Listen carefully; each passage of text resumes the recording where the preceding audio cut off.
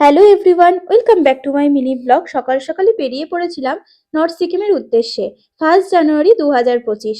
রাস্তা দিয়ে যাওয়া মাত্রই আমাদেরকে ড্রাইভার স্যার একটা ওয়াটারফলস দেখিয়েছিল। সত্যি নামটা এখন আমার একদমই মনে পড়ছে না, কিন্তু খুবই সুন্দর ছিল ওয়াটারফলসগুলো। প্রত্যেকটা ওয়াটারফলসই খুব মনের মতো। আর এখন যে ব্রিজটা দেখছো, তার 2 দিন পরেই ভেঙে পড়ে গেছে জানো। ভাবলেই এখন কেমন মনে হয় না, ঠিক এই সময়টাও আমরা যাচ্ছিলাম। কিরকম একটা মনে হয়, গা পুরো কাঁটা দিয়ে ওঠে এরকম কথা ভাবলে। তারপরে ঠিক সুন্দরভাবে আমরা রাস্তা দিয়ে পাহাড় এনজয় করতে করতে যাচ্ছিলাম। আর রাস্তাগুলো কি সুন্দর দেখো, পাহাড়ের ব্রিজগুলো কি সুন্দর। একটা পাহাড় থেকে আর একটা পাহাড়ে যাওয়া যায়, কি অপূর্ব না দৃশ্যগুলো। আর পাশে পুরো পতাকাগুলো ভর্তি, দারুণ লাগছিল। এখানে আমরা দাঁড়িয়েছিলাম কিসের জন্য? খাওয়া দাওয়ার জন্য। তাই জন্য আমি একটু ভিডিও শুট করে নিচ্ছিলাম। চলো ঝটপট করে খাওয়া দাওয়া চলে এসেছে, খেয়ে নিই।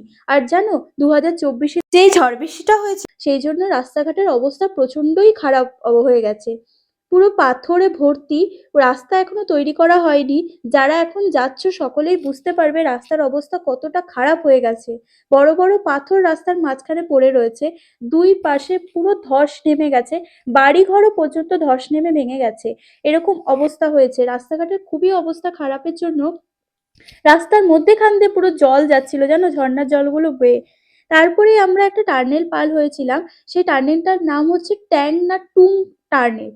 তার পাশেই ছিল, কিছুটা এগিয়ে গিয়েছিল অমিতাভ ফলস। সেটাও দেখেছি। রাত্রিবেলা হয়ে যাওয়াতেই তোমাদের সাথে অমিতাভ ফলসটা শেয়ার করতে পারিনি, কারণ না কোনো ছবিই উঠছিল না।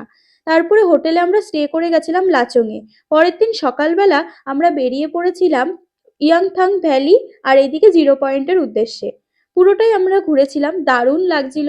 রাস্তা দিয়ে যেতে যেতে ইয়াংথাং ভ্যালির আগে প্রচুর বরফ পেয়েছি আমরা। রাস্তা ভর্তি বরফ ছিল। আর গাড়ি চালাতেও না বরফের মধ্যে খুব অসুবিধে হয়।